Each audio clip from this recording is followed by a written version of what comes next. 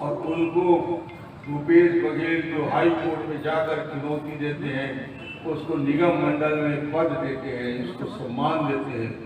मुझे लगता है कि इस पूरे षड्यंत्र को आप बारीकी से देख रहे हैं।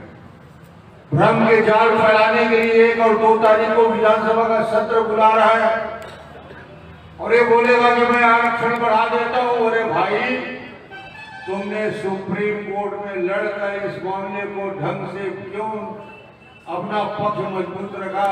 कमजोर वकील खड़े करके अपने द्वारा पिटीशन लगा के इसको केस को कमजोर क्यों किया? और विधानसभा में नाटक करने की जरूरत नहीं है। छत्तीसगढ़ का जनता जान गई है कि आरक्षण का सबसे बड़ा विरोधी है तो भूपेश बघेल है। ये पूरी भानु प्रतापपुर की जनता समझ चुकी। ये सारी बातों का फैसला इस चुनाव में हुआ। महिलाओं के साथ सबसे बड़ा अन्याय, 48,000 महिलाओं की स्व सहायता समूह को रेडी टू ईट बनाने की जवाबदारी दी गई थी। बस्तर से सरगुजा चुनाव अभियान में छत्तीसगढ़ के हमारे सभी वरिष्ठ नेताओं की उपस्थिति में आज भानु प्रतापपुर में आम सभा हुआ। ब्रह्मानंद निजाम को बिजी बनाने के लिए सबने अपील की। 18 में न्याय की हैसियत से और जैसे छवि उनकी है उस छवि को धूमिल करने का प्रयास इस प्रदेश का मुख्यमंत्री कर रहा है और गलत सलत आरोप लगाने का काम किया।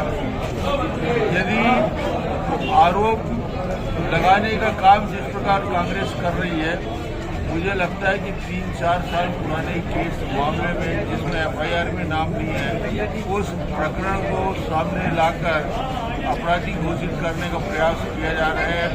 मगर मैं पूछना चाहता हूं कि भूपेश बघेल खुद एक सबसे गंभीर मामले में एक भारतीय जनता पार्टी के एक पूर्व मंत्री के खिलाफ अश्लील सीडी दिखाने के आरोप में CBI ने मामला दर्ज किया, गिरफ्तार किया, जमानत में है।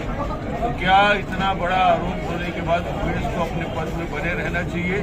जब हमारे प्रत्याशी से इस पद से हटने की बात करते हैं तो क्या भूपेश को मुख्यमंत्री बने रहना चाहिए?